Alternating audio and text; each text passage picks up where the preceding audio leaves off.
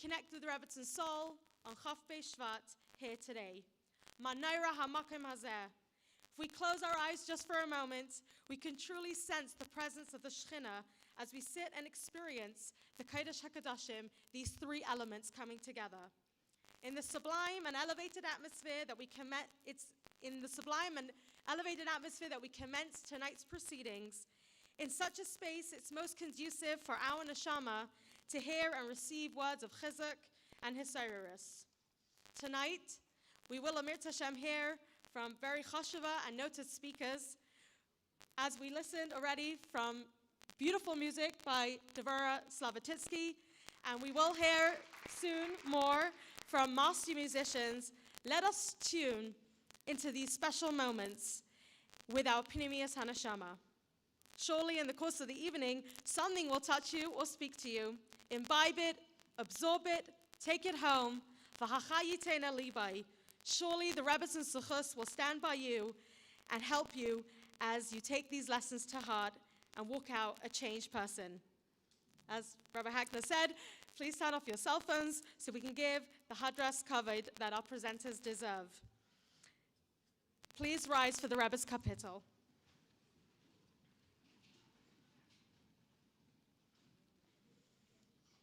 Shir hama'alais leDavid samachti ba'imrim li Beis Adonai nelech. Aimdais hayu ragleinu b'sharayach Yerushalayim. Yerushalayim habenuya ke'er shechubra la yachtav. Shesham alu shavatim shivteya edus li Yisrael lahaides l'shem Adonai.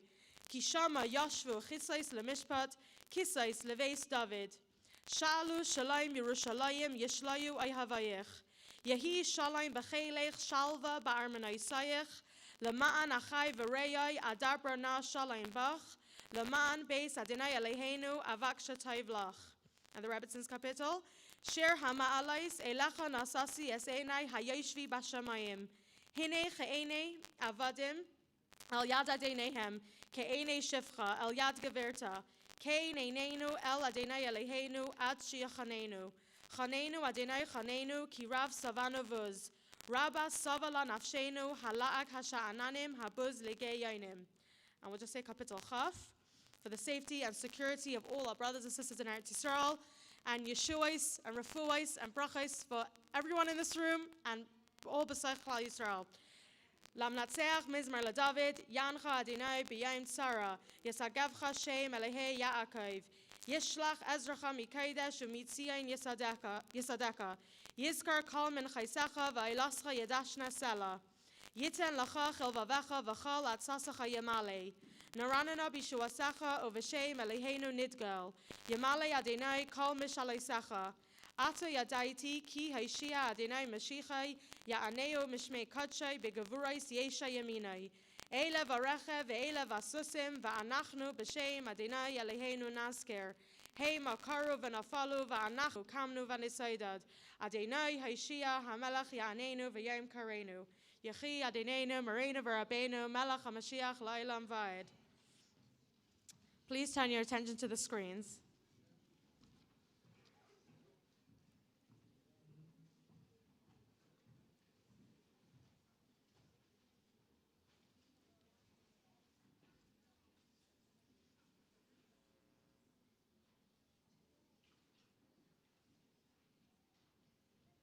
Ihnen Mijuchot, mit welchem ist verbunden, so da kommt der Hazor, das ist sein der größte Schuss, weil der Neshama, als die Zusammenhalt mit dir, Neshama, und mit dir Aliyah, werden einführen unter der Minne, aber soll einführen bei Jeden, aber soll lohnen, braven, jemen, Gledes, was auf Pi, was in derische Liefnisse, das werden nicht wie bei Chidis Rulo, lechet nicht mit dem ganzen Piso, die Jadur in Sipure, und es sieht der Lehne von während dem Schwer, oder aber dann noch Megale gewesen, wenn also der Minhag, und hat es Megale gewesen, in Asami Nefen, aber soll nicht spaschit werden, in der beste Reihe abgrufi, aber das wird sich nicht spaschit, Oholech v'heisek u'mispashe, v'god u'v'heilech in der Pula Ruchnische Bedover,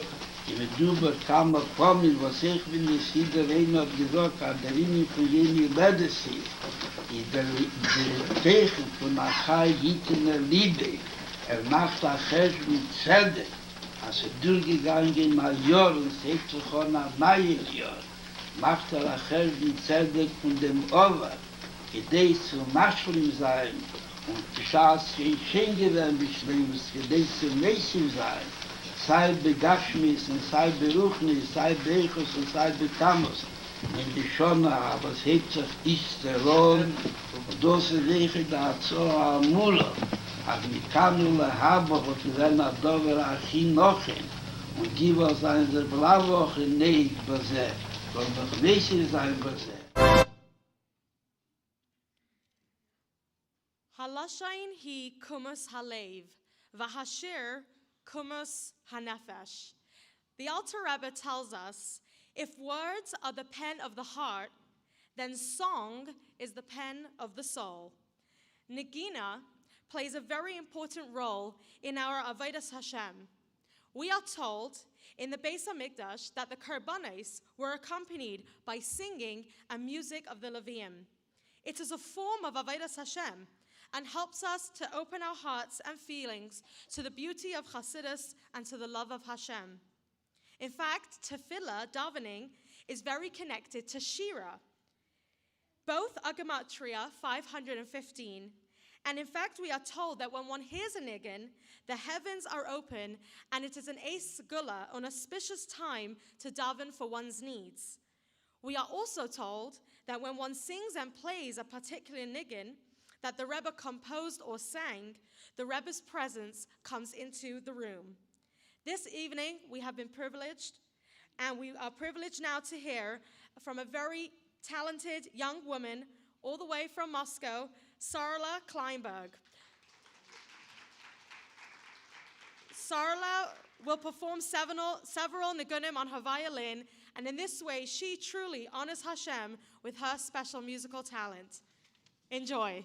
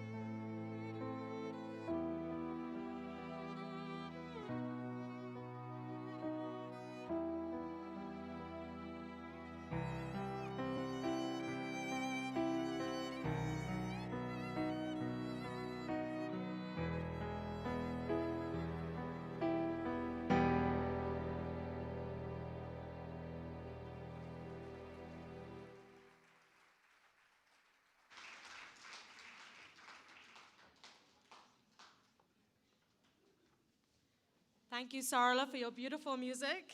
It says in Mishlei, Chabad es Hashem meheincha umereishis kol tevuascha. Honor Hashem with your wealth and with the first of your produce. And Rashi explains, Chabad Hashem mikol ma shechaynanecha. Honor Hashem with whatever gift you have been given. Surely we will agree that Sarla has honored Hashem with her unique gift. Let's give her a round of applause. That was great. Beautiful. And may you and Devora continue to inspire others through your beautiful music. It now gives me great pleasure to introduce Mrs. Mindy Halberstam of Crown Heights.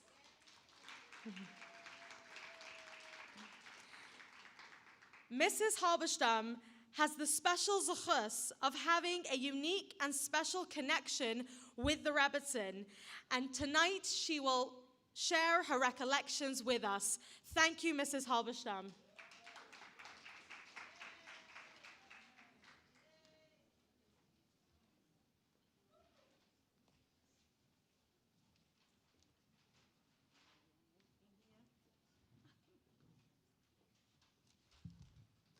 That is blinding me.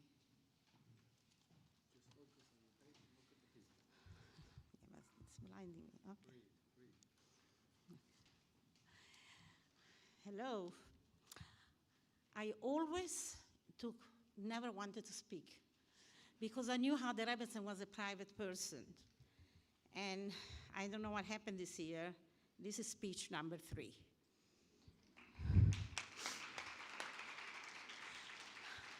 Last night, I spoke for a group that came from Israel. It was Farbrengen style. Today, one of my granddaughters is a GO in Besrivka. She begged me. So I spoke in front of 600 girls. And this is round 3. So, but it's bigger than the 600 girl because I don't know how many are watching on YouTube or online. So I'm asking the Eibishter to give me the koyach to say the right things. Okay, so how does a young girl born that grew up in Milan, Italy, arrive to Beis HaMalchus? In brief, I have to go a little bit in the history, a little bit, as fast as I can, because my time is limited, about my parents escaped Nazi Europe, and they arrived to Venezuela, where my 2 brothers and me were born. Yes, and then when I was 2 years old, they came to Italy. And temporary, kavyochel, and they wanted to come to America, and but it didn't happen. Ashgach Elyona wanted them to stay in Italy. They were part of a shul, Oel Yaakov, founded by the brothers Zippel in Italy for their father, and they asked the Rebbe for a new Rav, because the older Rav was Rabbi Perlow, and he wanted to go back to his children in Australia. So the Rebbe sent the first shluchim, Rabbi Gershom Mender Galerik, Olav Shalom, and his wife Bassi. And really, there were other shluchim there that the Friedrich Rebbe sent there, and that was Rabbi Yaakov Gansburg, the Shoichet. Maybe some of the grandchildren are here, the Blanks, the Gansburgs, and he was there before them, and so we had Lubavitcher Shchita all the time. Here's my kirov to Chabad, Camp Gan Israel, and Talmud Torah with Rebbe Zengarelik, and in camp I connected very much with the Rebbe. And I remember writing my first letter in Yiddish, which I knew some Yiddish, Polish, German Yiddish from the home, and Rebbe Zengarelik taught me how to write the klolim, how you write Yiddish. And we wrote a letter from camp, and I received a beautiful answer from the Rebbe. And further up, I didn't know, without my knowledge, my roots were planted by my Zayde. My mother's parents arrived with one of the last boats from Europe, and my Zayde, Harav Avrom Yosef Pesachovich, who was a Gerer Chassid, arrived and lived in Williamsburg. And he became a teacher, a Maggid Shir, in Tomchet Mimim, that was situated in Bedford and Dean, which was not too far from Williamsburg. His Talmidim are one of the biggest shluchim and rabbonim in the world. And actually, I just found out, I will mention one who was also my teacher in Milan, Rabbi Moshe Lazar, was a Talmid of his. And we just found out 2 weeks ago that the Rav of Crown Heights, Rabbi Ozdoba, was a Talmid of his. And he mentioned to my husband that when he used to daven, it was a flam fire, which I didn't know. So, and there is many more, but I'm not going into that. So my roots already were planted there in Chabad without my knowledge. Now, in order to say how do I come to Beis HaMalchus, I have to relate something about my husband. A boy from a prominent rabbinical family, descended from the Divrei Chaim and Reb Meir Miprim Lishlan, and from his mother's side, from the Mekubal Aaron Yosef Luria. He lived in Tiberia with a young boy near to the Zayder Aaron Yosef. And then the family moved to Kiryat Sanz in Netanya. My father-in-law was one of the founders of the Kiryat. He helped his cousin, the Kloisenburger Rebbe. Okay, so fast forward, when he was about 14, yeshiva didn't really work out for him in Kiryat Sanz. So in the middle of the year, they had to look for a different yeshiva. Who takes a boy in the middle of the Zman? So he was advised by, his father was advised by one of his uncles, Reb Moshe Halberstam, the Rav from Eretz Yisrael, from Yerushalayim, and said, you know, try Chabad, Lubavitch. Maybe they will take him in the middle of the year. And sure enough, he went to the Yeshiva Ketana in Lud, and he had a lot of Chaverim there, and a new horizon opened for him, Hasidus, Avedas Hashem. And actually, from there to Kfar Chabad, and eventually in 1996 arrived to 770. Okay, so now he was somehow out of Hashgacha Eliona, he was recruited between those boys who helped in the Rebbetz's house and also upstairs in 770. Let me explain you. As long as the Alter Rebbetzin, the Friedrich Rebbe's wife, Rebbetzin Hamadina, was alive, the students of Yontev of the Rebbe were, were upstairs on the second floor in the Friedrich Rebbe's apartment. The elder Hasidim used to be there. The Rebbe sat on one side, the Rashag sat on the other side, and the Friedrich Rebbe's chair remained empty, and all the older Hasidim were there. And then there was a second dining room where sometimes the Rebbetzin and her mother and her sister would be there for the Sudas, but not always she came. So what was the job was to set the table, to serve the people, to clean up, and do different errands for the Rebbetzin, bring a thermos for the Rebbe, and different things that she needed. So besides that, the nights of Yechidus were very, very long, and the Rebbetzin was sitting alone. So very often he would spend time. And here, as a Bocher, the Rebbetzin was like a motherly figure to him.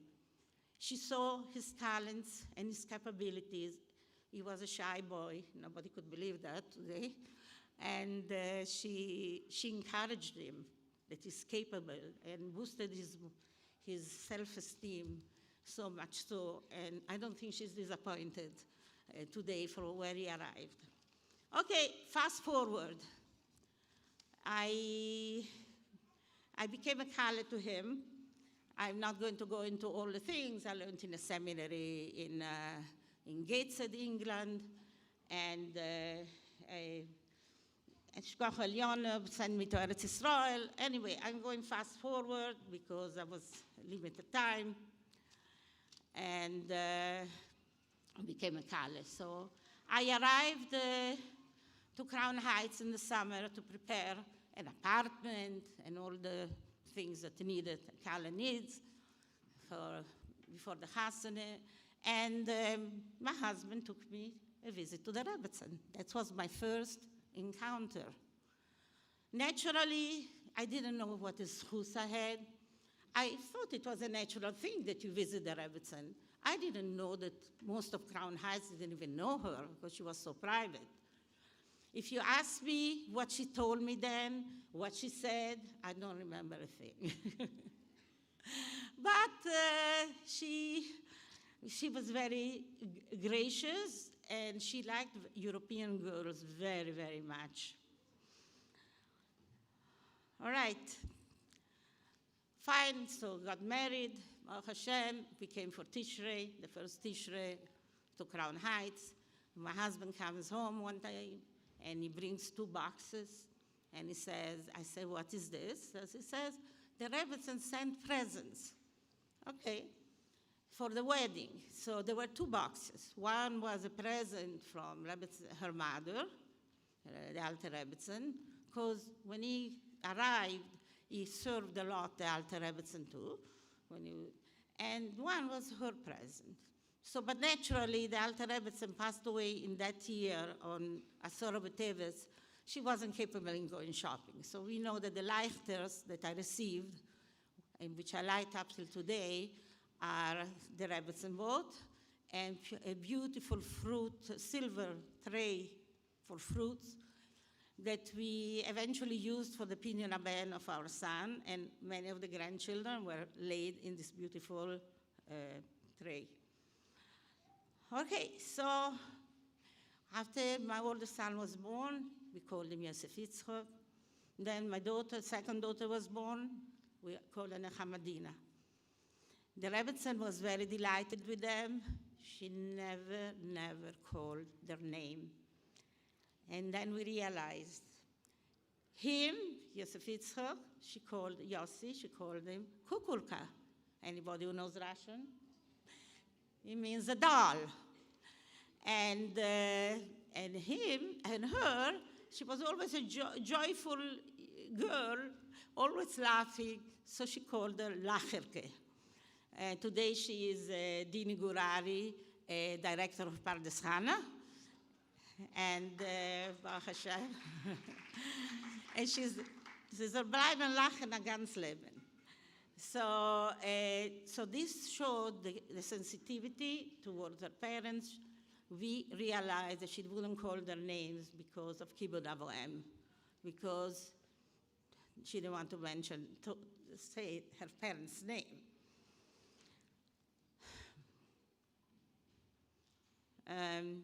Okay. One year, my husband mentioned to me that the Rebbetzin is sitting Simchas Torah alone. Do you know, the Rebbe offers at night, Farbrengen by day, and the long davening, and then the Farbrengen and Kosher Bracha. The Rebbetzin was alone, the whole Simchas Torah. So my husband said, why don't you go and visit her with the children in the afternoon, in late afternoon, and spend some time with her. She's probably very lonely. I said, without calling before, without telling that I'm coming. He said, try. So I listened to him, and I went. And actually, I never went from the front door. I went always from the back. There is a porch, knocked in the kitchen, and she opened. And she was very great. She was so happy. We spent very nice quality time. She played with the children, and then I left. Naturally, the next year, I repeated the same thing, but this time she was waiting for me. Because when we came, she had toys for the children. She bought Mr. Potato Head for Yossi, and a Fisher-Price toy that you put rings on, stackable rings for Dini, who was younger. And played with the children. We had conversation about Europe. You know what? She has been in Europe. She has been in places you wouldn't believe what she told me about them. When I related that I was there in Switzerland in a certain hotel, she said, "Hey, a schreckliche Hotel." So I know she was there. It was a terrible hotel. I know she was there. So we had conversation. Then, actually, one time she told me, hat sich gelernt reden Yiddish sehr schön. Like from the first time, she said, "You learned how to speak Yiddish very well." Anyway, so after that, the next year I went. It was Baruch Hashem 3 children, and my son Sholomer was a half a year old, and the other 2 were a little older. We went. We spent time again. I went a little later, so I stayed a little later. It was already, and with the blink of my eye, I realized that the table is set in the dining room. We never sat in the dining room. I sat in the dinette. If anybody went into the Rebbe's house, the kitchen is in the back, and then there is a dinette. And I saw that the table is set, but I didn't think anything. And naturally, a little after Yontef went out, the front bell rang. She was expecting guests. She could have told me, "I'm expecting guests, it's time to go," or, "maybe you're tired," or something. She didn't say a word. She introduced me to the guests, and oh, did I live fast.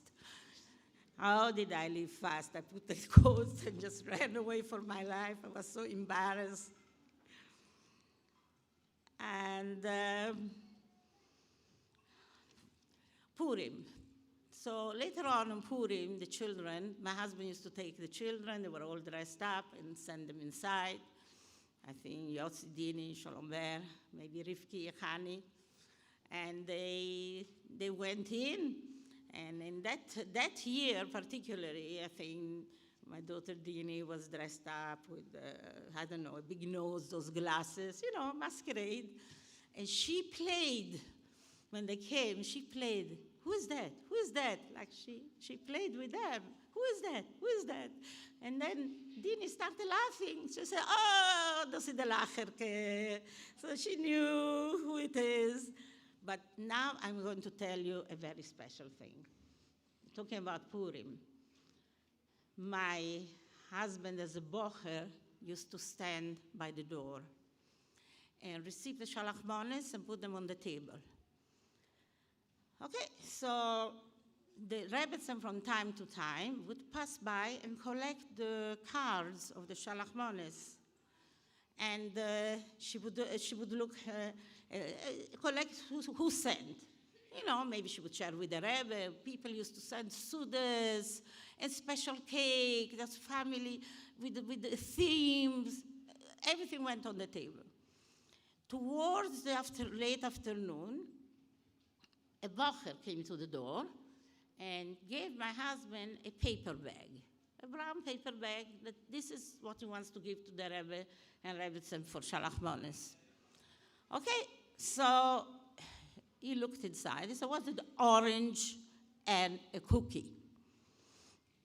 He put it on the table.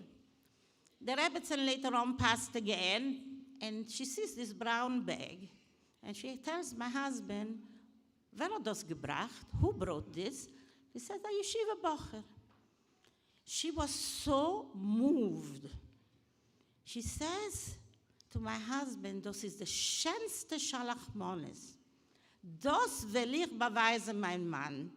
This is the most beautiful Shalachmanes. This is the one I will show my husband." She perceived the bocher, hat nicht kein Geld, that has no money. She perceived his love of wanting to give, the sensitivity, and she felt that was the most beautiful gift. So sensitivity again, we can learn a lot from that.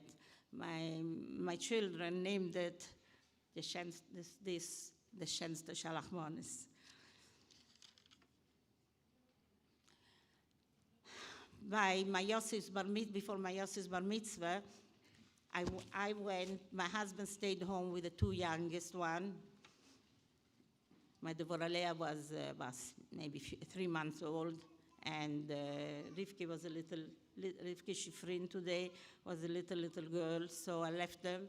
And I went with Yossi. This was already an official visit because we sat by a table with the china dishes and the famous, what everybody calls, Boston cream pie, which my daughter Hani just mentioned to me. It was very tasty. She liked it. Anyway, so we sat around the table. She communicated with Yossi, a lot of questions and this. And Dini was the one sitting next to her, and the other kids were around. And then she tells my Dini, who was wearing her hair down, "Komm, Nenter, come sit close. Ich will glätten deine Haar." I don't know how you say glätten, I will caress your hair. That's how much she loved the kids. And also sending them with cashew nuts to camp, or she would send packages to them with people that were going up to the camps. And to Yossi, he liked cashews, nuts, so he sent always, and other for everyone. And then actually my daughter Hani told me that she went on a visit to Eretz Israel, and the Rebbetzin gave her mitzvah geld, and to put tzedakah in Eretz Israel, and the 10 shekel. And she said that she has it till today. She keeps it very dear. So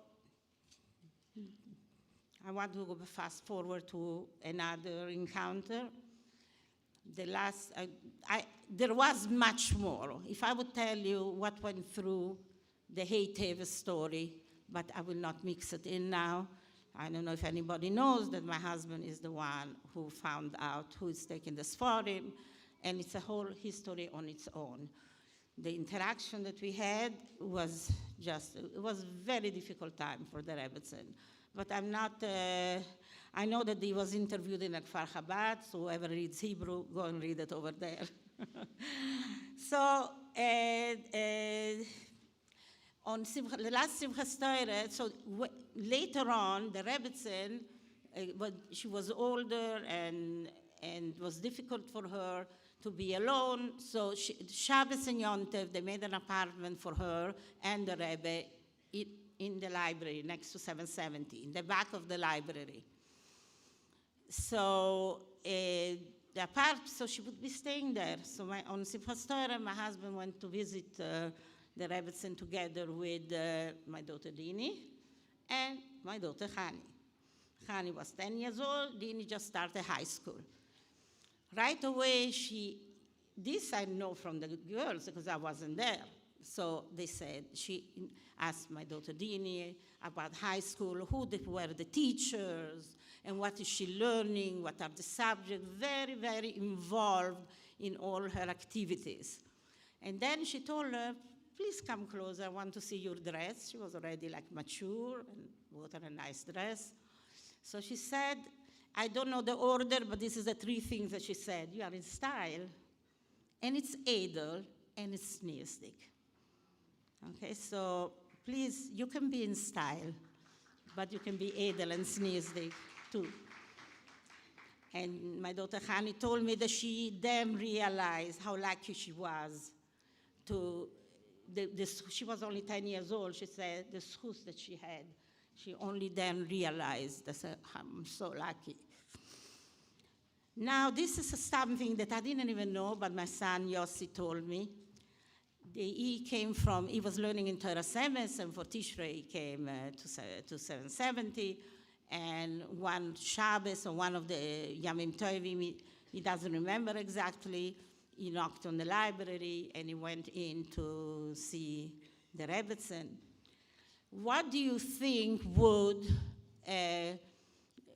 the elderly woman do with a teenage boy who is 16, 17 maybe, or 15, 16? She walked into the library room and she pulled out a book, and she knew exactly where it was.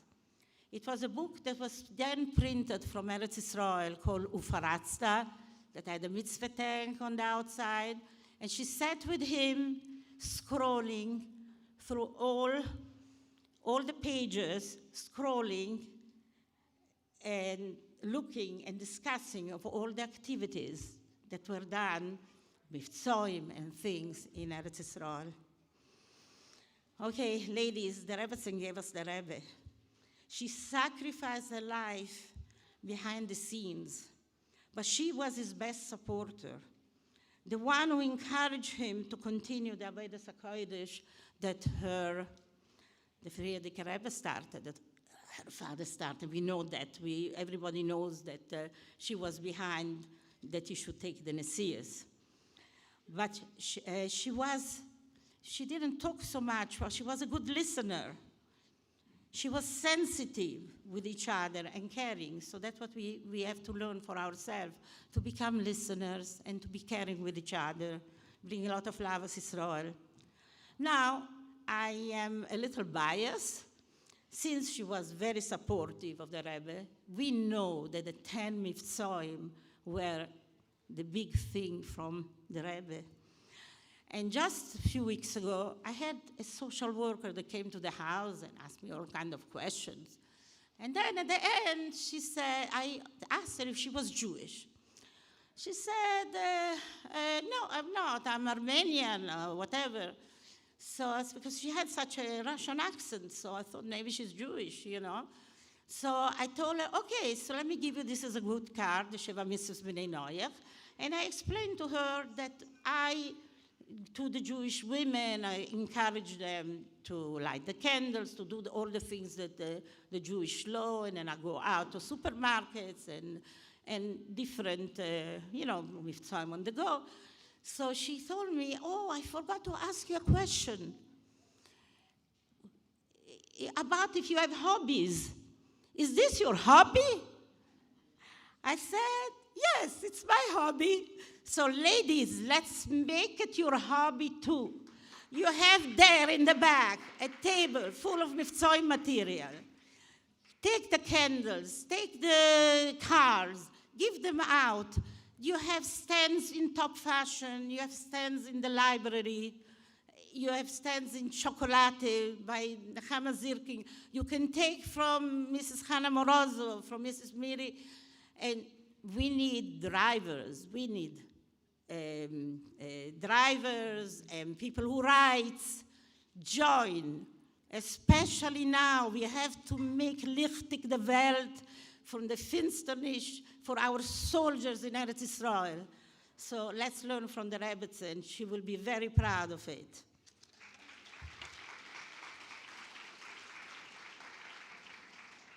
I don't see. I go this way.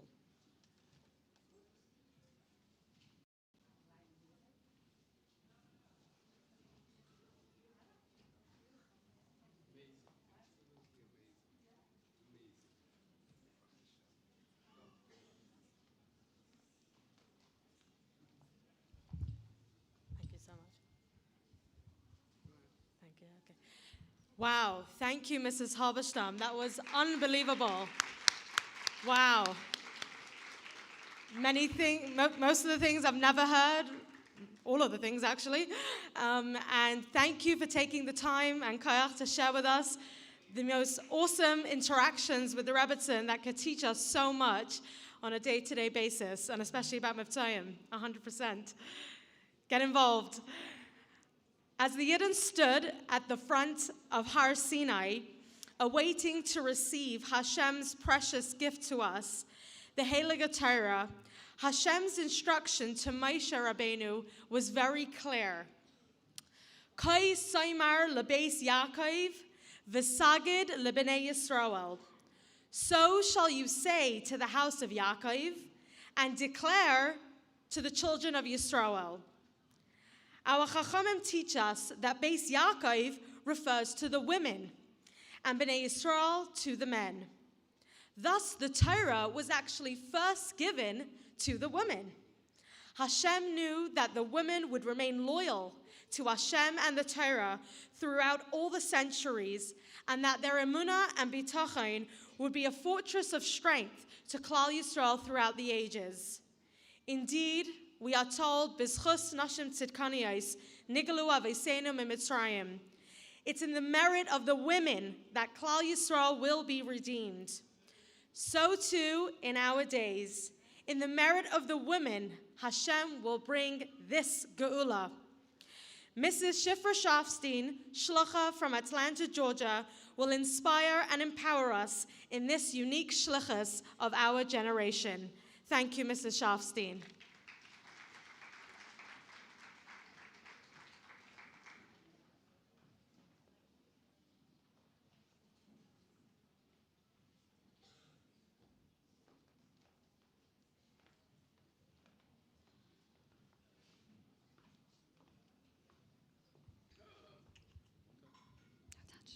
Don't touch.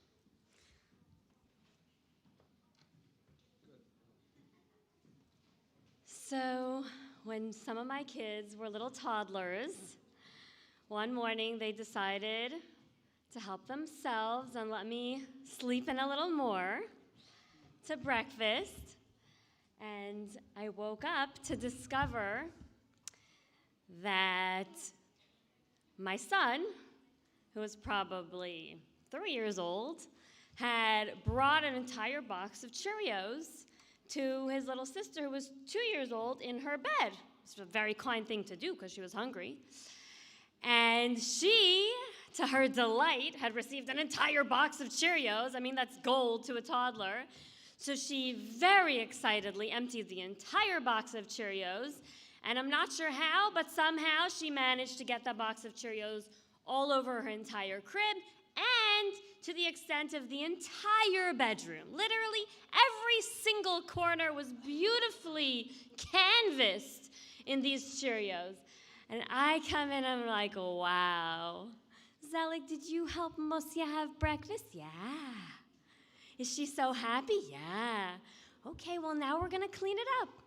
So little Mosia sitting in her crib, she takes her blankie and her sussy, and she sits in the corner of her crib, and she begins a watch party. And Mommy, that's me, begins to clean up all the Cheerios. And I think it took me about an hour. This is a while back. Took a long time to clean up all those Cheerios.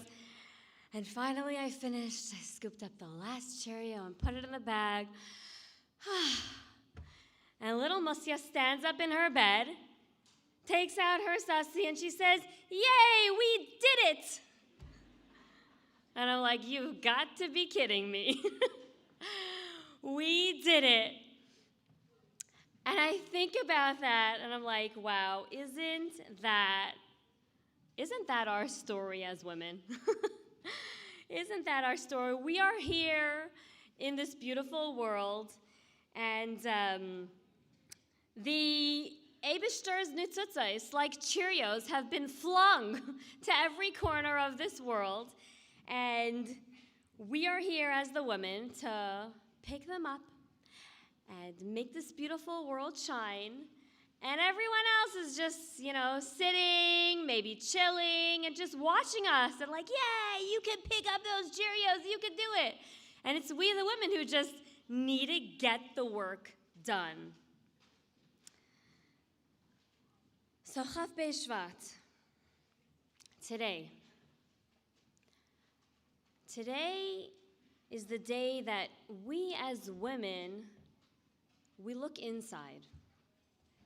Today's the day that we look into the mirrors that our ancient mothers polished and shone. Today's the day that we see that we are actually those same women. We are the neshamas of those women who left Mitzrayim. They were the ones who got that job done. I keep thinking, how awesome is it that the Rebbe constantly connects us to them, us to them. We are those same neshamas, and it's time for us to complete what they started. It's time for us to get the job done. So why today?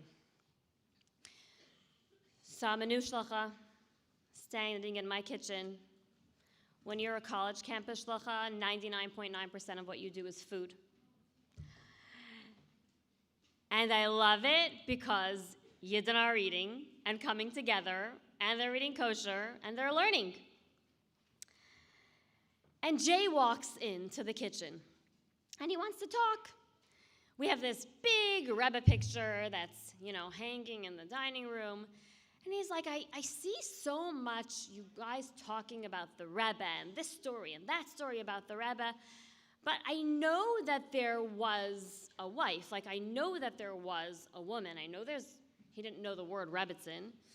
Why do I not hear a lot about her? So I paused, and I'm like, oh, okay. That's a good one. Why do you not hear a lot? And I started explaining to him about the Rebbitzin and the little stories that I did know. And I explained that we really don't have a lot. The Rebbitzin was a very private person. And he said, well, why? The Rebbe is like the most public figure ever. I mean, the entire world knew about the Rebbe. Why wasn't the Rebbitzin also? There needs to be like a figure for women to look up to. And I'm standing there thinking, and the words that came out of my mouth, I said, Jay, I think that's exactly the point. There are two roles in this world. There are the people that are very, very public, and they make the loud noise and get a lot done that way. And then there are the people that just get stuff done. And they don't need all the applause, and they're not out there in the public. And I think that's why the Rebbitzin was like that, because we need that message today. In our world that's so filled with either you're famous or you're nothing, we need that message. We need that message that it's not about how much applause you get and how many people know your name. It's about just get it done. Just get the work done. It's even in the Rebbitzин's name. The Rebbitzин's name, Chaya Mushka, is all about what we are on the inside. And the Rebbe broke it up, Chaya and Mushka. I'm sure there are a lot of Chaya Mushkas here. Raise your hand if you're a Chaya Mushka. It's beautiful. So here's what your name is. There's something very special about being a Chaya Mushka. And I'll tell you personally, when I named my daughter Chaya Mushka, someone's like, oh, wow, how creative. And I'm like, yeah, it actually is. And I cried when I got to give my daughter that name because it's so powerful. Chaya and Mushka are both the way that we live. They're both the life that fills us, the energy that just gives us what we need to get going. Chaya is like chayas, it's that energy that we feel inside, the energy that just keeps us going and gets us doing what we need to get done. Chayas that fills us in a very, very deep way, in a very pneumistic way. Now, Mushka is like mur. It's like besamim. According to some, mur is one of the ingredients in keteres. And when you smell besamim, just like think about that moment, Matzei Shabbos, when you're making Havdalah, and the besamim gets passed around. I don't know about you, but in our family, it's from oldest to youngest, right? And the besamim gets passed around, and it's your turn. You take that deep breath in, and it's like, it fills you, like something very deep inside of you is touched when you breathe that in.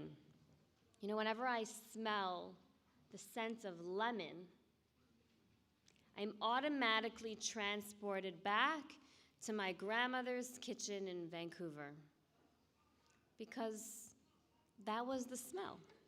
That was what I smelled in her kitchen. Scent does something very powerful to us. It comes from the outside. It surrounds us on the outside, but then it touches a very deep part of us. That's mushka. It's the ability to give chayes in a really deep, deep personal way. And when you put those two names together, chaya and mushka, what you end up getting is something very deep and very, very personal. It's something inside that you can't really express. If someone says, "What did it smell like?" you're not going to be like, "Well, it smelled like cherry blossoms." You can't describe what it smelled like. It's something very deep and very personal. It affects us in a very deep way. And that's what the Rebbetzin was all about. Deep, pneumistic, quiet, not in the public eye, because it's so powerful.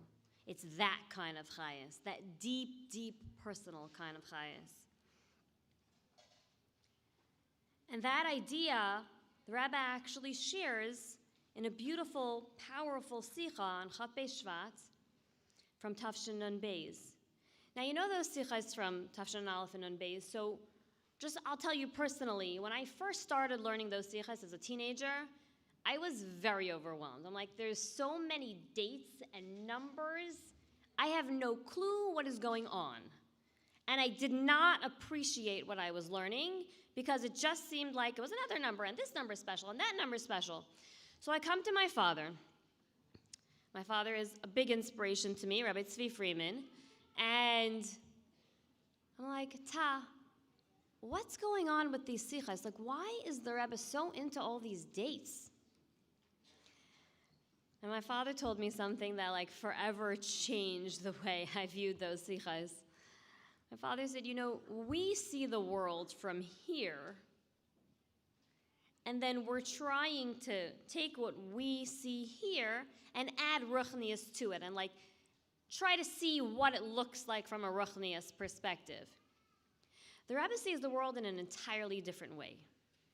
The Rebbe sees the world milamayla, the way it is to the Eibishter, the way Hashem sees the world. And then the Rebbe is applying that to what we actually have here in this world. So the Rebbe sees Lamaila, that Chaf Beis 22, is B'cha. It's a special time, it's a special day. That Yud is Eser Kaichais. And then the Rebbe comes and applies that here to this world, and wow! Look how beautifully it matches up. It works so amazingly with like what actually happens in this world. Isn't that incredible? And then the Rebbe comes to us with that excitement and that passion, and we're sitting there and we're like, we don't see it. And the Rebbe is so excited to show us how everything that's Lamaila is like actually happening here in our world, and we're just not seeing it because we only have the glasses that see this world. And the Rebbe is trying to give us the glasses to see what's beyond this world. Wow. So from then on, whenever I opened one of those sichas, I'm like, okay, let me try and allow the Rebbe to put glasses on me that will make me see the world the way the Eibishter does. And that's exactly what the Rebbe does with Chof Shevat, telling us that there's a sequence. There's a storyline in the month of Shvat. You start with Yud. You start with Yud Shvat, with the Avodah of the Frierdiker Rebbe, and you move up to Yud Aleph Shvat, and then you move up to Chof Shvat, and that's supposed to be the point where everything comes together, where all the Eser Kaichais are coming together, and the whole world is now coming to this point where now we're ready. Now we have everything we need. Now we can bring Mashiach on this day of Chof Shvat. Chof Beis is B'cha yivarech Yisrael. With this is the day that Bnei Yisrael are going to be benched, that so much bracha comes into the world. Can you see that? Can you see that the way the Rebbe is telling it to us? So today is the day that we get the chayas to do what we need to get done. And it all comes through not the Frierdiker Rebbe, and not the Rebbe, but through the Rebbetzin Dafka. Why? Because there's something unique about us women. Let me tell you about Karen.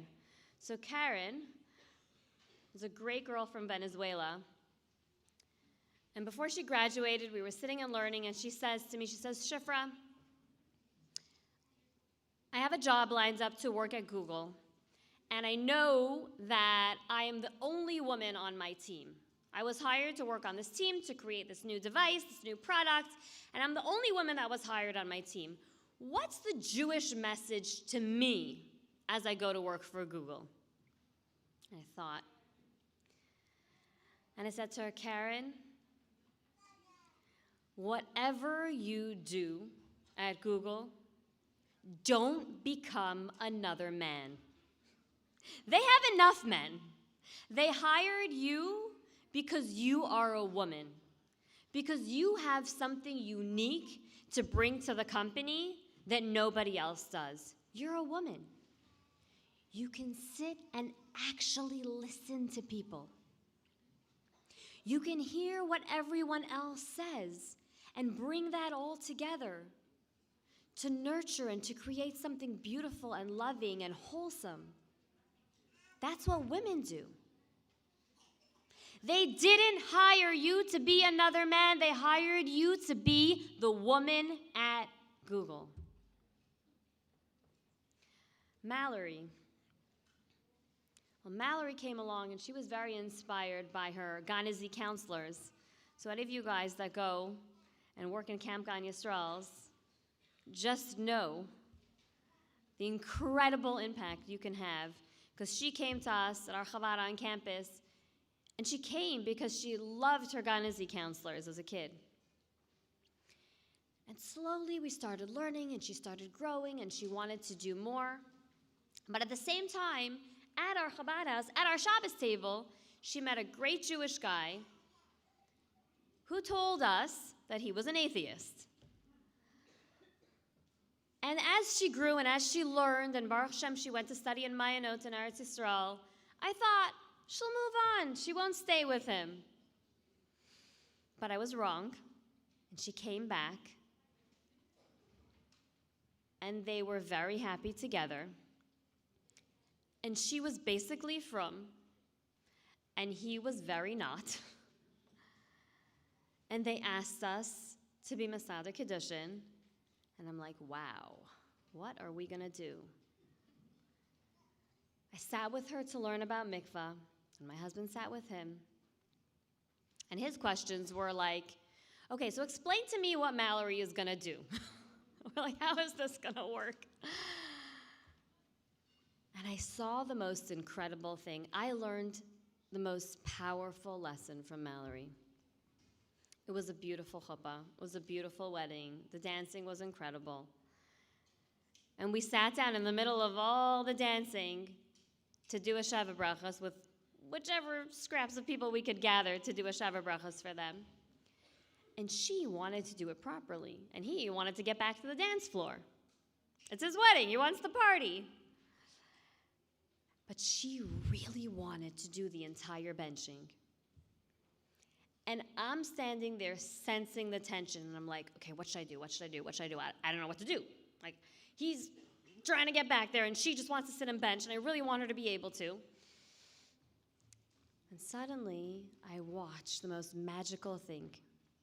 She turns to him with the most beautiful, patient, loving smile.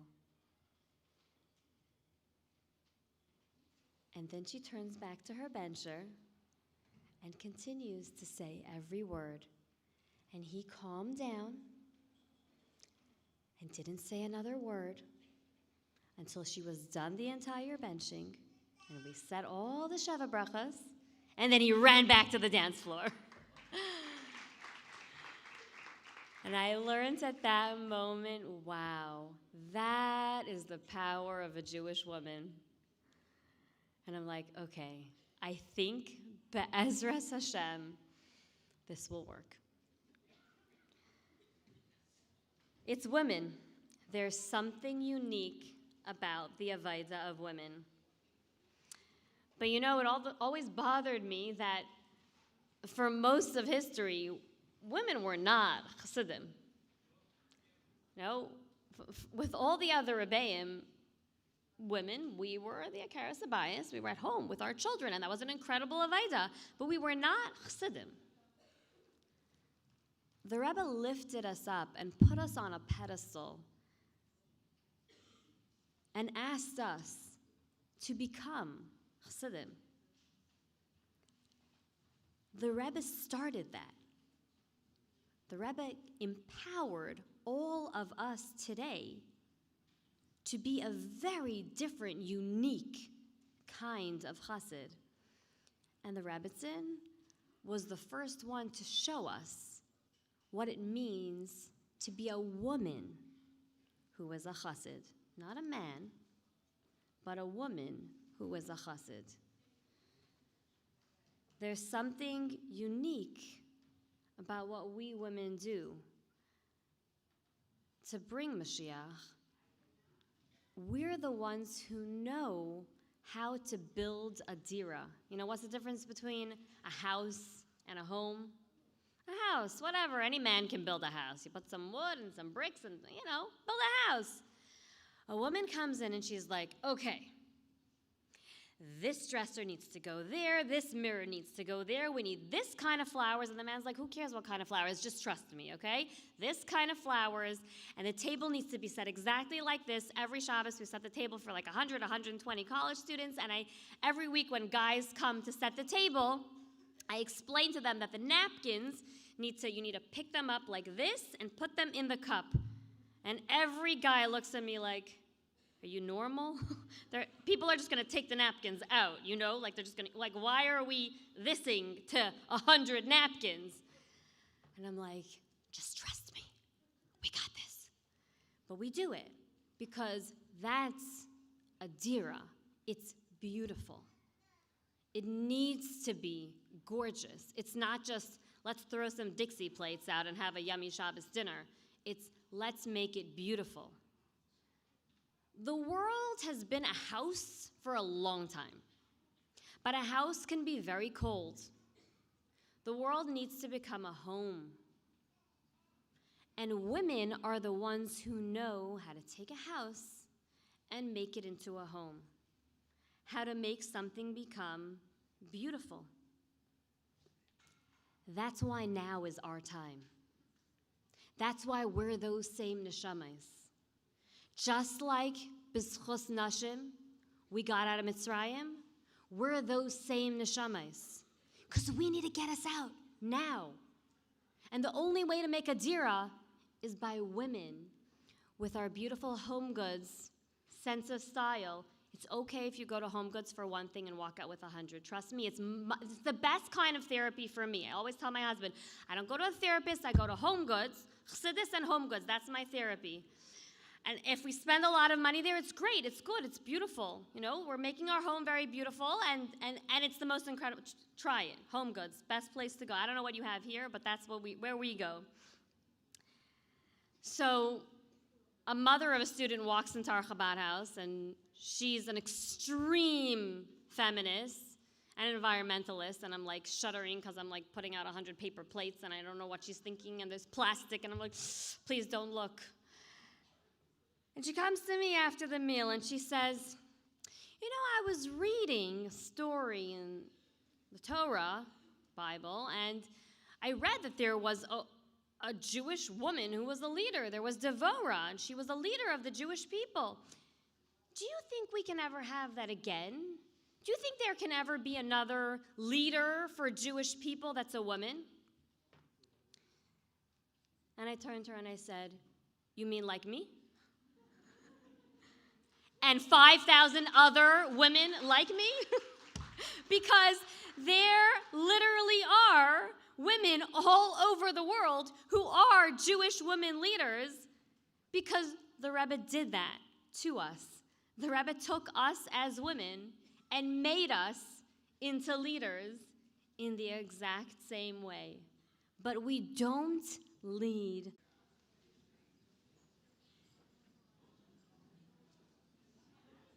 A very special woman called Mrs. Stolik, hands up for her,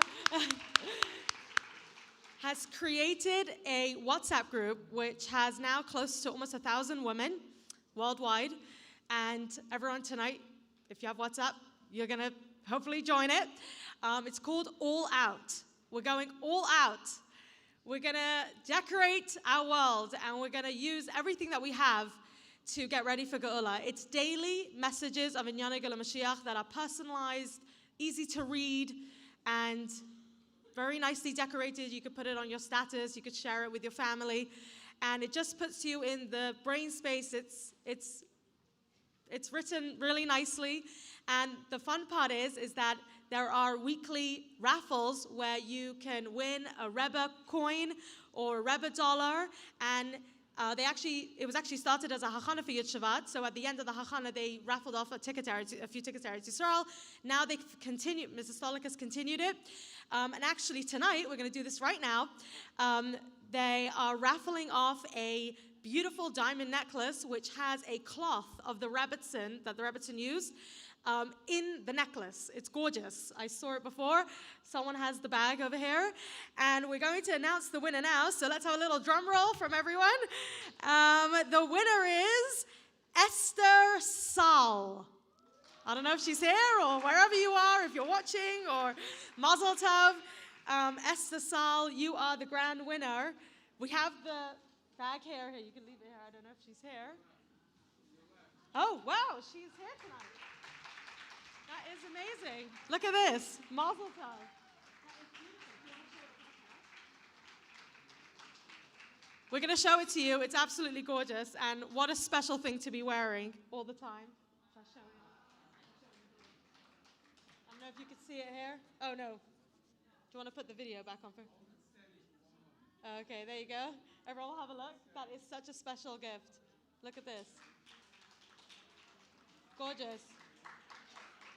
With love from the Rebbetzin. Mazel Tov. And please, if you're on WhatsApp and you're not part of this group, it's really great. If you want to get the WhatsApp link, you can go on bit.ly//animamin, or ask anyone here if they're on the WhatsApp group. The organizers have the link. You could join it, and it's a really great initiative, and it just gets you thinking more about Mashiach. Okay, now we're going to take a little interlude. Stay seated. We have lots more on the program, amazing speakers. So we're just going to take a break for some beautiful nigunim to ingest all the beautiful messages that have been shared up until now. We welcome back to the stage Sarala to play some nigunim. Thank you.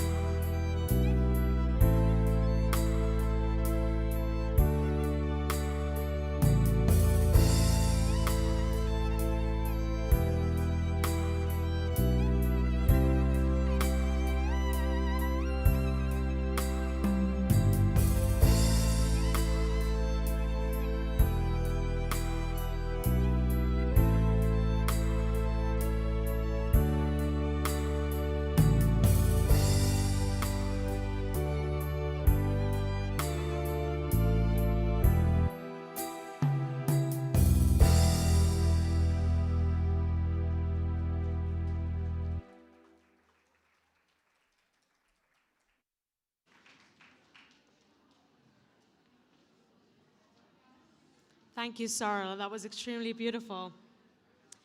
Please turn your attention to the screen.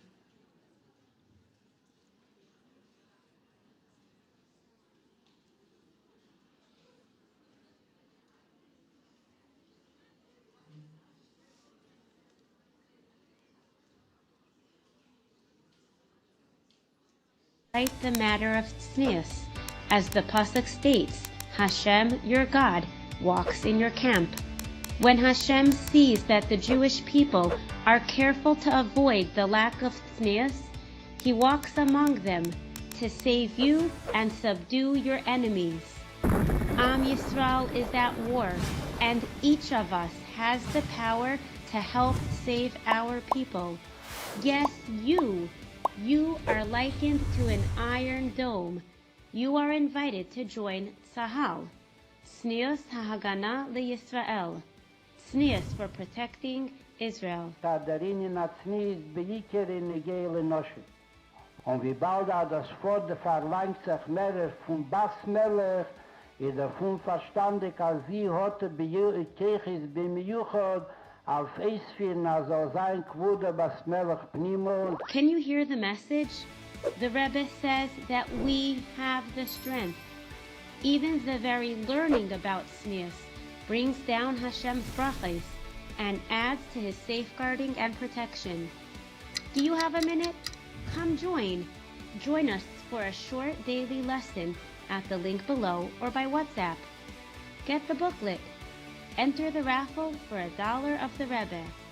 B'zchutech nigael. In your merit, we will be redeemed.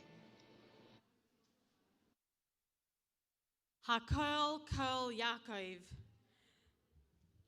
v'hayadayim yedei Esav. The voice is the voice of Yaakov, and the hands are the hands of Esav. With these words uttered by Yitzchak Avinu, when he felt the hairy goat skin on his son Yaakov's hands, we encapsulate the essence of a Yid. Lahavdil, the koyach of Esav, both then and now, lies in their hands. Bombs, missiles, guns, and grenades. By contrast, a Yid's strength lies in his mouth, our tefillos and our Torah learning. When we cry out to Hashem with our tehillim and tefillos, when we do mitzvahs and learn extra Torah, we create a spiritual energy field which not only protects ourselves, but all Yidden wherever they may be. Ever since Simchas Torah Tafshin Pei Daled, October 7th, the onset of the terrible war in Eretz Yisrael, we have been hearing many tragic and difficult stories of the hostages who were kidnapped and of the many soldiers and Yidden who were killed. Al Kiddush Hashem, Hashem Yimkom Damam. But we should equally focus on the incredible Nissim that we have witnessed and heard. Yidden have rallied worldwide in an unprecedented show of Achdus, not only helping our brothers and sisters materially by sending funds, supplies, and manpower, but equally as important, if not more, by contributing spiritually with extra mitzvahs, tehillim, tefillos, and Torah learning. Yidden, who previously felt little or no shaykhs to their Yiddishkeit, are now putting on tefillin, keeping Shabbos and Taras HaMishpacha, and doing many other mitzvahs. These spiritual weapons, the Kol Yaakov of Torah and Tefillah, have created such a powerful force that we have, Baruch Hashem, also seen many Nissim v'Niflais, many wonders and miracles amidst all the terrible pain. It gives me great pleasure to call upon Mrs. Esther Hadassah Lowenthal of Yerushalayim, who will share with us stories and amazing miracles from the current war.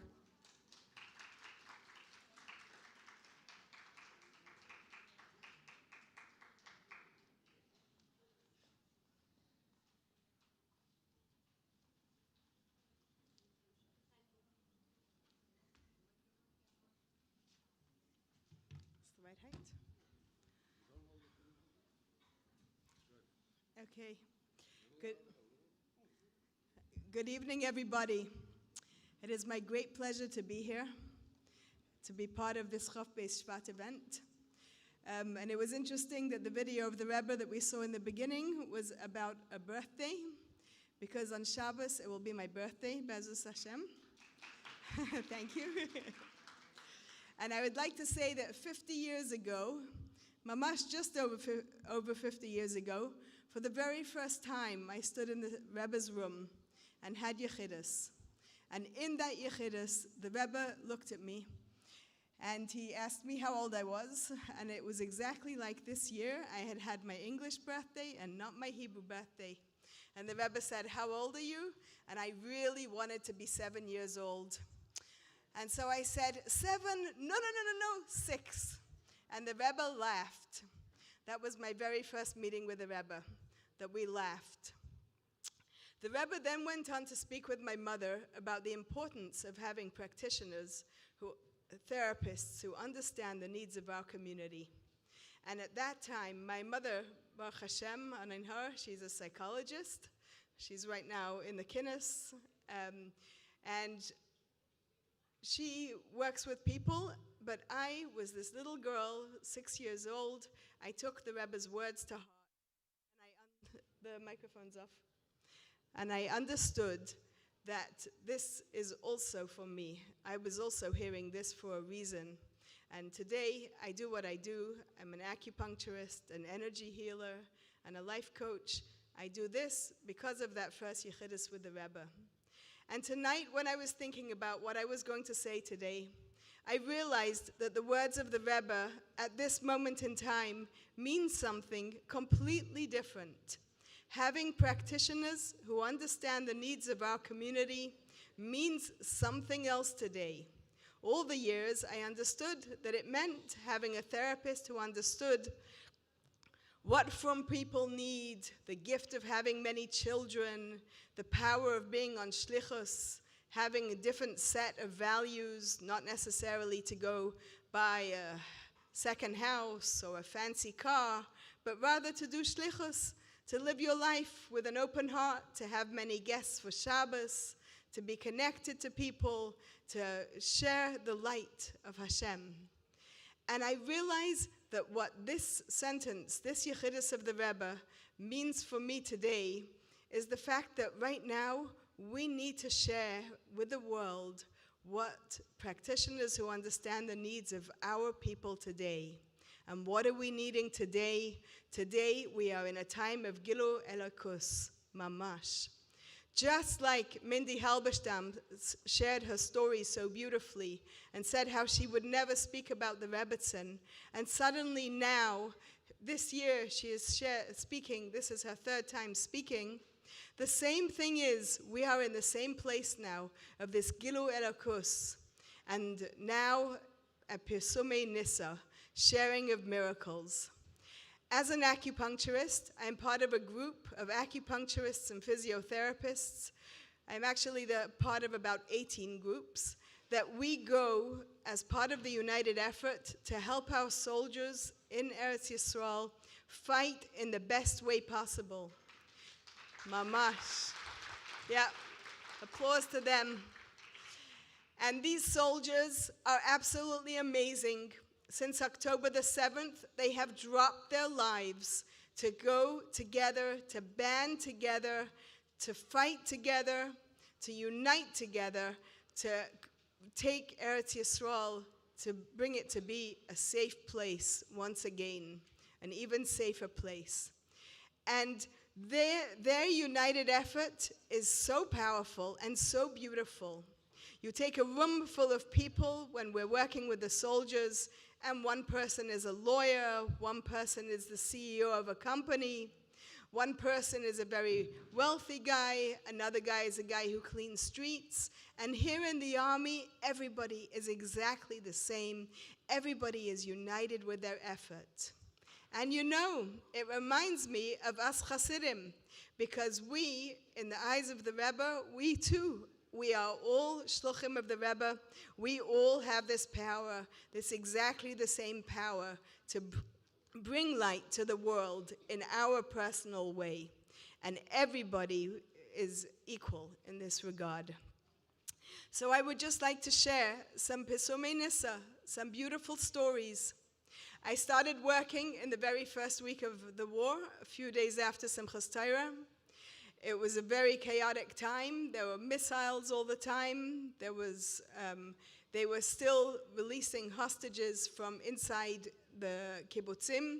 I'm not talking about the hostages that were taken to Gaza. I'm talking about hostages in the homes there, in the houses there.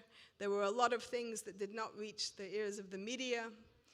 And these soldiers were there doing this job, this really intense job. And I came with a group of about 18 therapists to an army base, which was a makeshift army base right next to the border in Gaza, right next to one of the kibbutzim.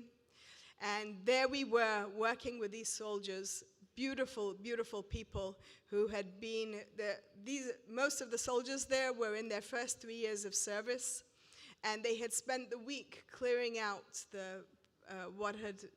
everything that had happened there, everything that had happened in these places.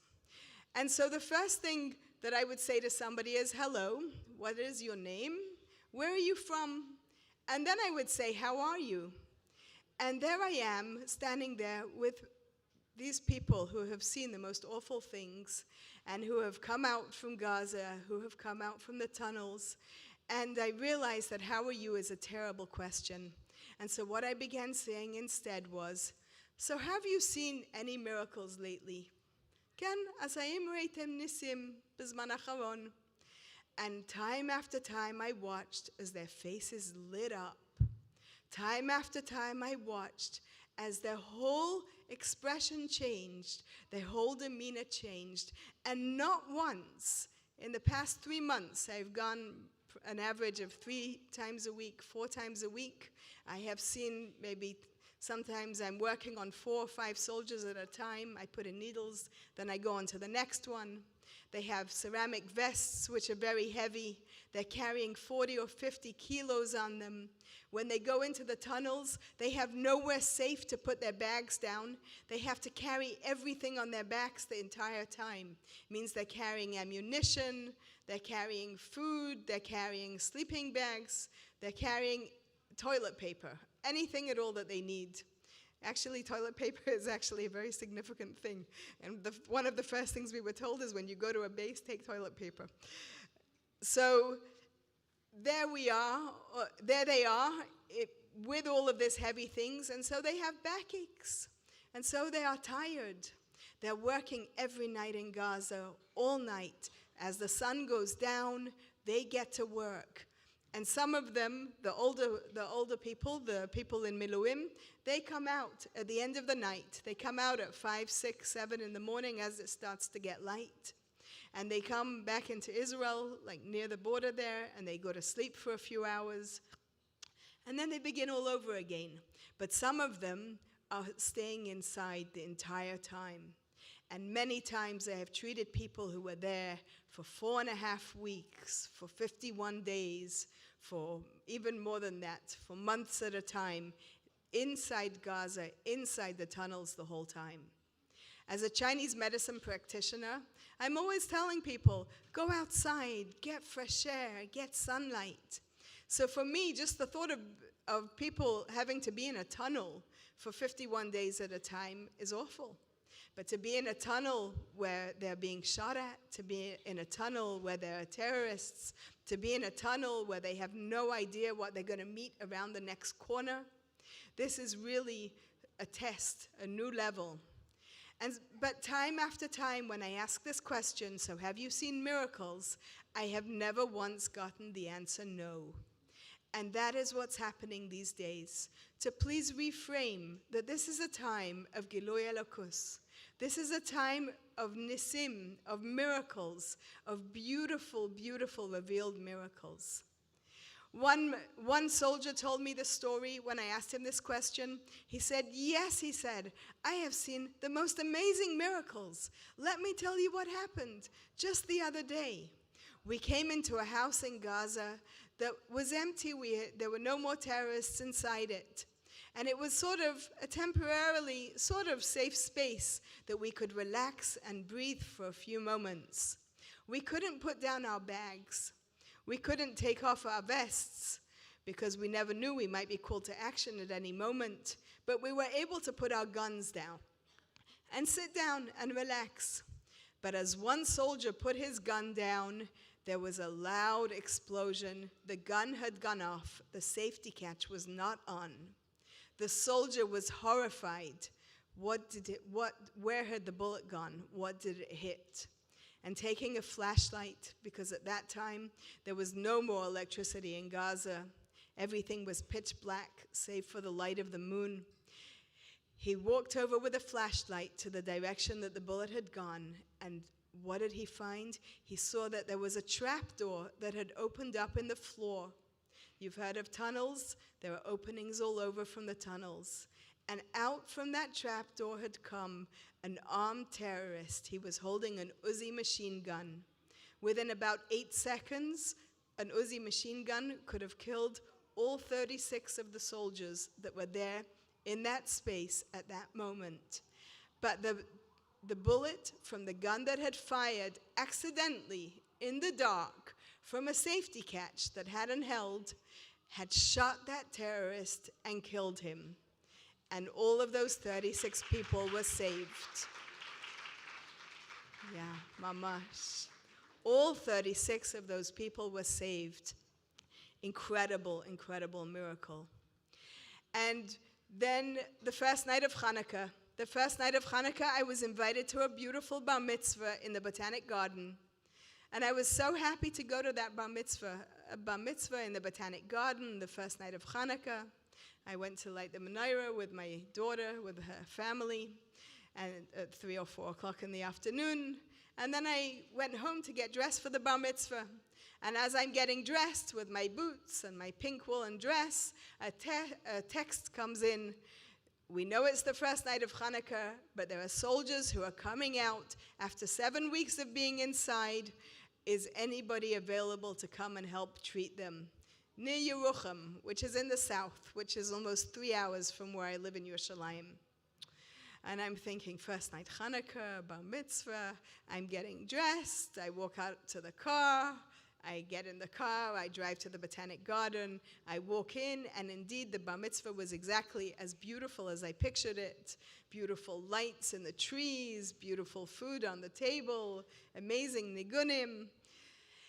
But I couldn't sit down, and different friends kept saying, Esther, come sit down, but I couldn't sit down. I found the Baalat HaSimcha, my friend, and I came over to her, and I said, Mazel Tov. I wished her all the brachas for her and her son. I said, I'm so sorry, I have to go. I got in the car, and I drove 2 hours and 45 minutes to Yerucham, to this little army base in the middle of nowhere. We're talking about tents in the outside. We're talking about desert, the silence of the desert air. We're talking about hearing explosions from Gaza as literally as the background. And there indeed, that first night of Hanukkah, as the Rebbe says, what do we do the first night of Hanukkah? Every night of Hanukkah, this is a great Yom Tov for Pesumei Nissa. There's a menorah from Chabad burning. And there were soldiers waiting to get treatments. And it was 10:30 at night. I worked there until about 1:45 in the morning. And every single treatment that night was so important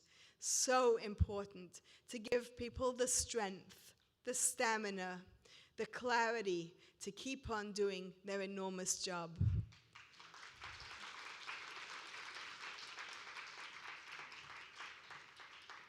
And being the first night of Hanukkah, which is a night of the most great lichtig light, I was working then with two people, two patients. They both had needles in, and there were two other therapists, and they were taking care of two other people.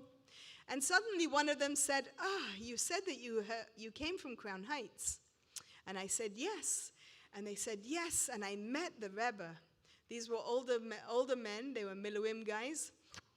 And they, one after the other, all four of these soldiers suddenly began to talk about their experiences with the Rebbe. It's important to note that these soldiers, one was from Herzliya, one was from Tel Aviv. Don't think any of them had yarmulkes. But one after the other, they began to talk about the Rebbe, about 770, about their experiences with Chabad. I have to say, this is a night of the Kinus HaShluchim began, and Baruch Hashem, I'm Zeicha to be the daughter of Shluchim and the sister of Baruch Hashem Shluchim in many countries in the world. And one of the things that I know is that Israelis are very excited when they hear the word Chabad. When they hear about Chabad, they're immediately, I went to Chabad in Thailand, in Denmark, in Iceland, all different places. Because Chabad, with the open heart, the open home, the beautiful food, as we just heard about, all of this is the light, this is the energy that they remember. And this is the energy that these soldiers now in the war are connecting to. Not just these four soldiers, but from the hundreds of soldiers that I have seen, we might even be reaching, even more than hundreds. This is the energy that we are seeing now in the field. There are piles of tehillims and packages with tefillin, sidurim, and they're there on the table like a smorgasbord.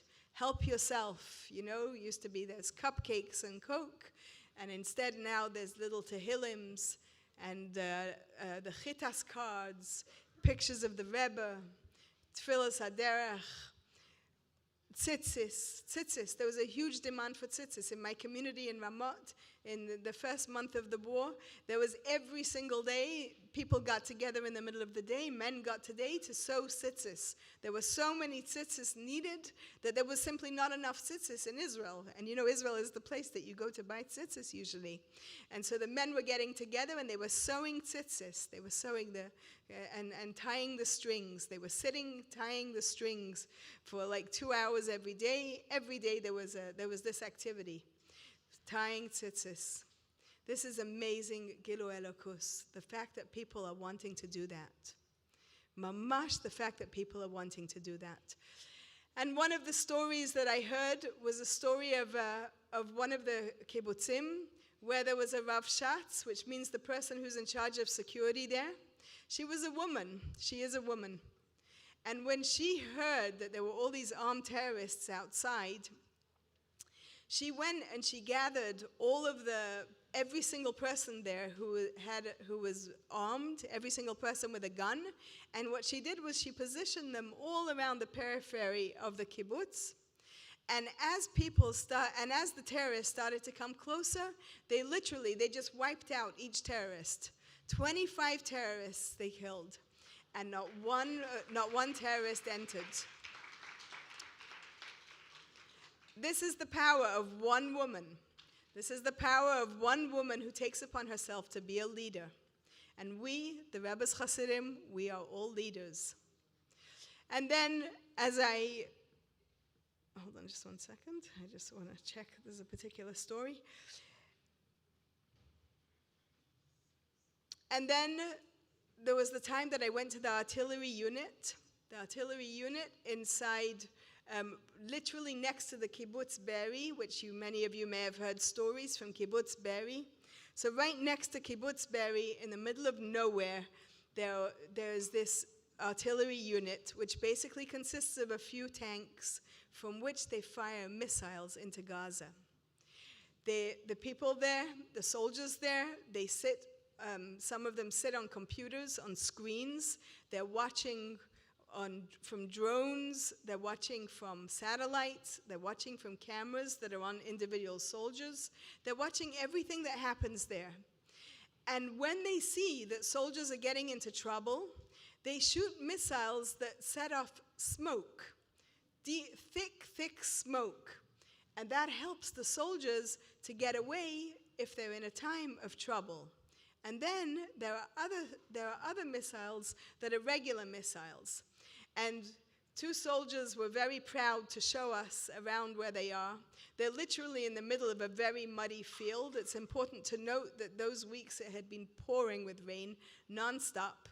And they're there in a place where the place that they get water from is a truck with a big water tank on the back. That is their water source. The bathrooms are little tiny porta cabins in the middle of the field. Everything is tents. When we set up our treatment tables, it was just like a canvas with string, with no walls, and like some kind of a mat underneath it. And when I set up my treatment table, the commander of the base walks over to me and he says, "Here, this is for you." He holds out something in his hand, and I look at it, and it's 2 yellow earplugs. And I'm thinking to myself, what do I need this for? 7 minutes later, I understood.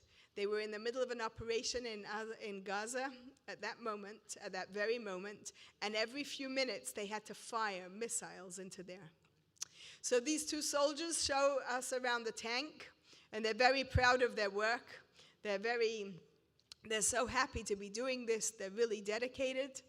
And then they show us the missiles, and there are permanent markers next to the missiles, and they show us the missiles which set off the smoke bombs, and we can see that people have written on the missiles. You know, they're writing things to the soldiers: "Thank you, toda rabah, we love you, gratitude," all kinds of nice things. I took the permanent marker, and he showed me where the other missiles are. They were on big things with 24 missiles on a kind of a thing that holds them. And I took the magic marker and I wrote on the missiles. I wrote "Didan Natzach," mamash, and I wrote "Mashiach now." And I realized that this is unity. This is unity. This is the merging of our worlds. Because it's not that there's two worlds. There's not that there's a world here in America in 770, and then there's a different world where there's soldiers. It's not that there's one world of my house in Yerushalayim and another world of the soldiers in the tunnels. There is actually just one world, one Hashem, one Am Yisrael, and one Torah. And our connection, our unification of all of this, putting all of this together, that is what gives us the strength. And when I come there, after living here in 770 for so many years, I take 770 with me. I don't ever leave it behind. And when I'm out there working in these fields, working in these army bases, working with these soldiers, 770 is with me, 100%. And the Rebbe is with me, 1,000%. You know, and thank you. And Hashem is with us 1,000,000%. And the words that I hear over and over again are Ein Oid Milvadoi. Ein Oid Milvadoi. This war started on Simchas Torah. This war started on the days when we dance with the Torah. And this energy of the Torah, this energy of our connection to Hashem, our marriage with Hashem, continues at every single moment over there. And when I ask the soldiers, have you seen miracles? I hear the miracle story. I see the light in the soldier's face. I see his deep, deep feeling, his sincerity, his clarity about this, as he says to me, Ein Oid Milvadoi, that there is Hashem is with us there. Hashem Yelachem Lachem. Hashem is with us over there. I have heard these words over and over again, that Hashem is with us in the tunnels. Things that are completely impossible are happening. One soldier tells me how they were there was this place that was full of terrorists, and they finally managed to clear away all the terrorists, and they thought they were safe. And the whole unit came into this place, and they thought that they were okay and that there was no more terrorists there. And all of a sudden, a wall on the side just suddenly fell down. A wall just fell down. And as the wall falls down, they realize that there are two terrorists right over there where that wall had, right behind where the wall had stood a moment before. And the wall had just fallen down on them. Another soldier told me the story that he was standing as a lookout, and he's watching what's happening down below, far down below, and he sees the tank with his friend inside it. Actually, it's called a namer. It's something in between a tank and a vehicle. And he sees his friend is inside it, his friend that he's been in childhood, in kindergarten, from when when they were 5 years old. They've been together. And now here they are, they're maybe in 28 years old, like 23 years later. And he sees his friend there. He told me this story. This was also another night of Hanukkah. And he says, and when I asked him about the miracles, he was like, Ken, yes. He was so enthusiastic. He was like, you see that guy over there? I said, yes, I see that guy over there. He says, he's my friend since we're little tiny kids. And I'm standing and I'm looking out and I see him. I see his namer. I recognize the numbers. I see he's going, and there are 4 other soldiers inside with it. And suddenly, to my horror, I see a Hamas terrorist loading an RPG, which is an anti-tank missile, which can blow up a complete tank, and the namer is not even as strong as a tank. And I see him loading it, and I see him getting ready to fire, and I am horrified.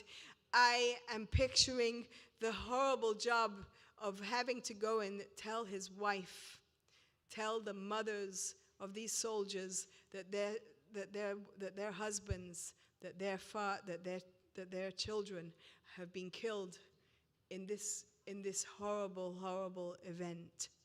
And as I'm watching, the terrorist starts to fire, and he fires the RPG, and literally he said that its trajectory went straight. Just before it got to this vehicle, the namer, it started to rise up, and it rose up like about 12 inches, skimmed across the top, and exploded in the wall behind, not touching this vehicle.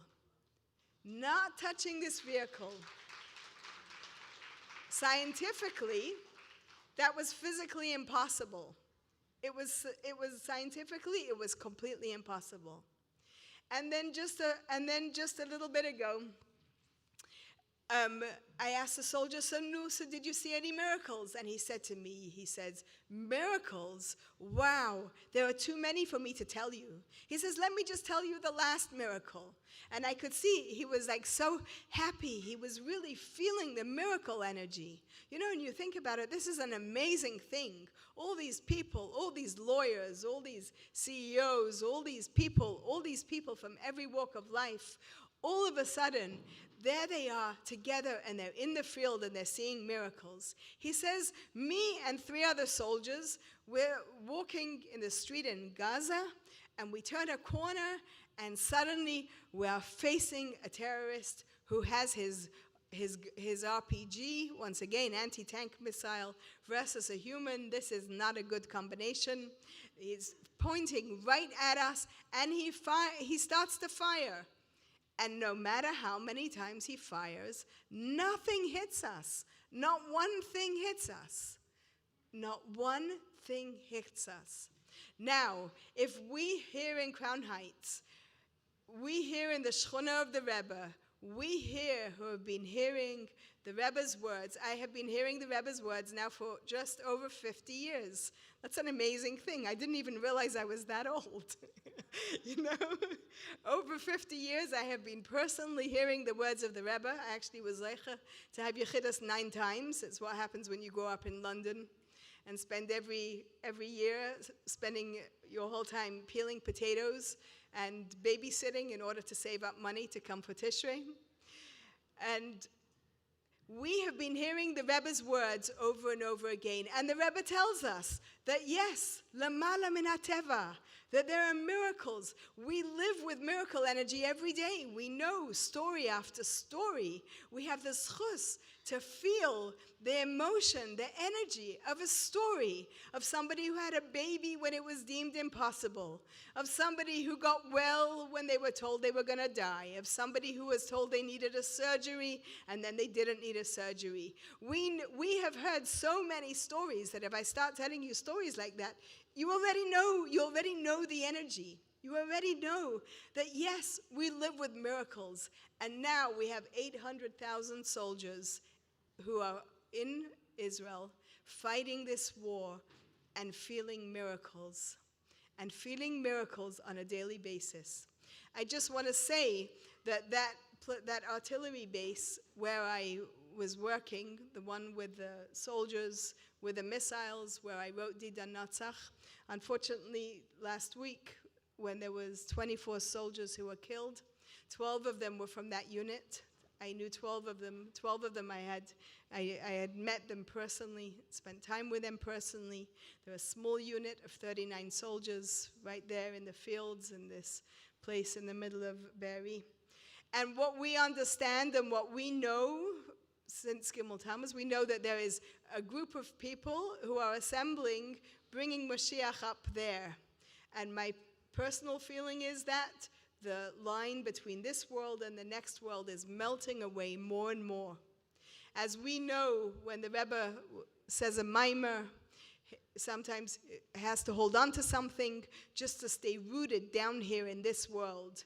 And we know from the Tanya, which was composed for 27 years by the Alter Rebbe, from people in this world and from people who are not in this world anymore. We know that the line between this world and the next world is really not such a line. It's not such a big deal. And we know that Mashiach coming down, our Beis HaMikdash, the third Beis HaMikdash coming down to us, we know that it's not just that it's a possibility, we just know that it's happening. We just don't know all of the parts of the how. We just don't know all the parts of the how. And what's happening now is that we are living in a time of miracles. We're living in a time where the good and the not good is being filtered. This is a time where every single one of us, every single woman in this room is a leader.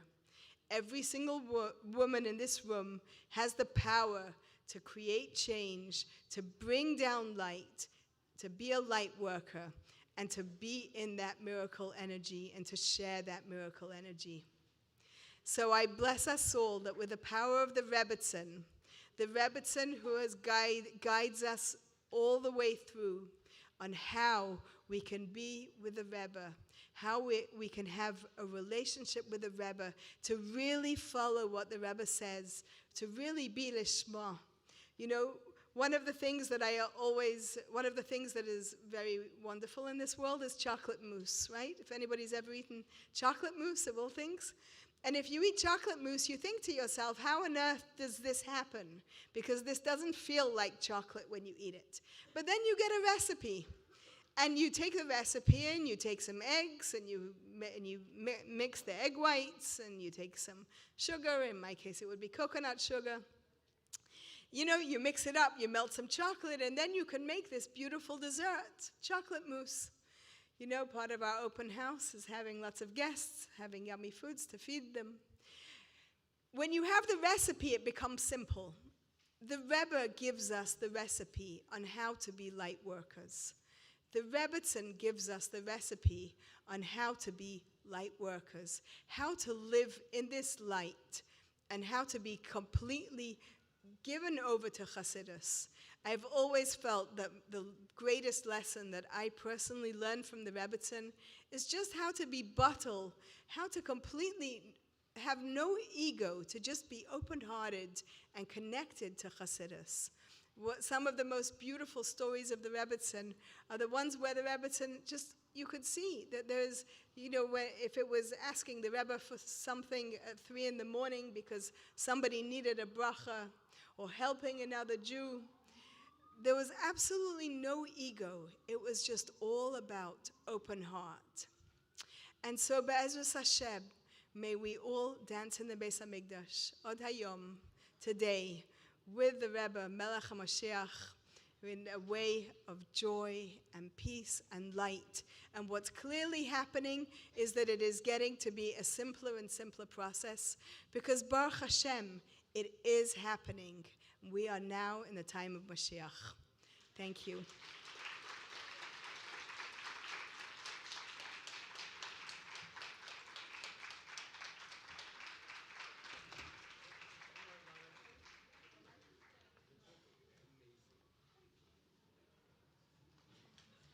Wow. Thank you. Thank you. Wow, that was absolutely unbelievable. Just the work that you do, the nisim that you've seen firsthand, and the message. Thank you so, so much, Mrs. Lowenthal. That was amazing.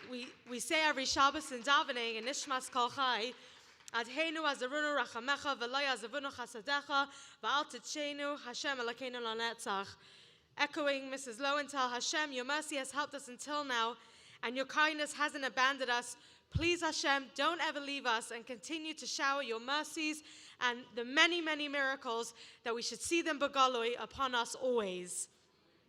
With this, friends, we are concluding this evening a special program such as this, so beautiful, Begashmius and Baruchnius, is the result of a lot of time and effort on behalf of many special individuals, and certainly they have done it at a labor of love in honor of the Rebbetzin.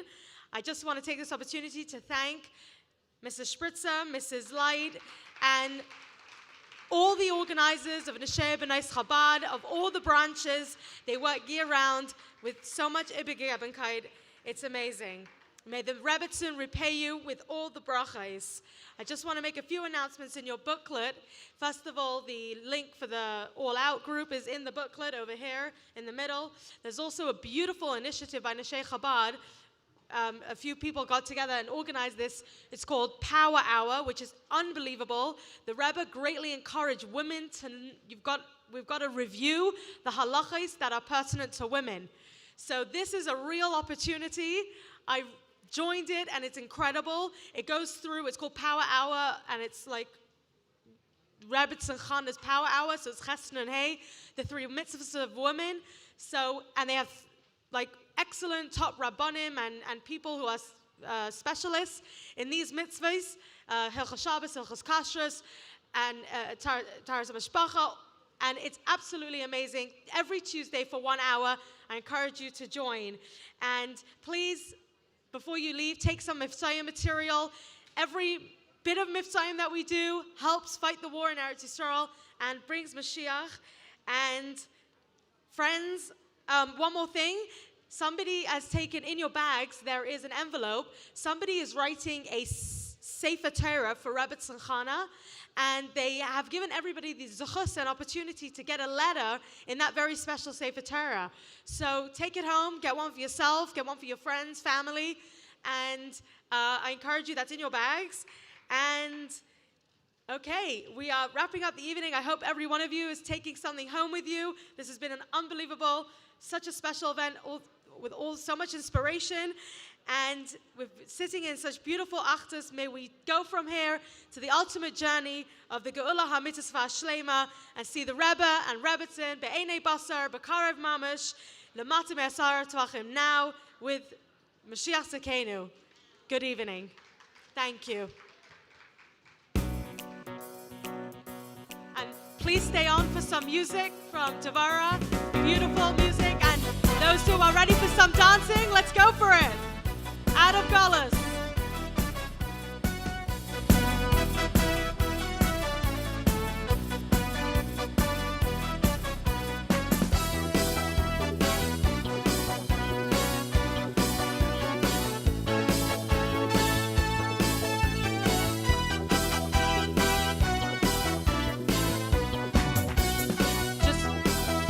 Just want to thank Rabbi Hackner and all the people who do the entire tech team for setting up so beautifully and for running the whole event. Thank you so much.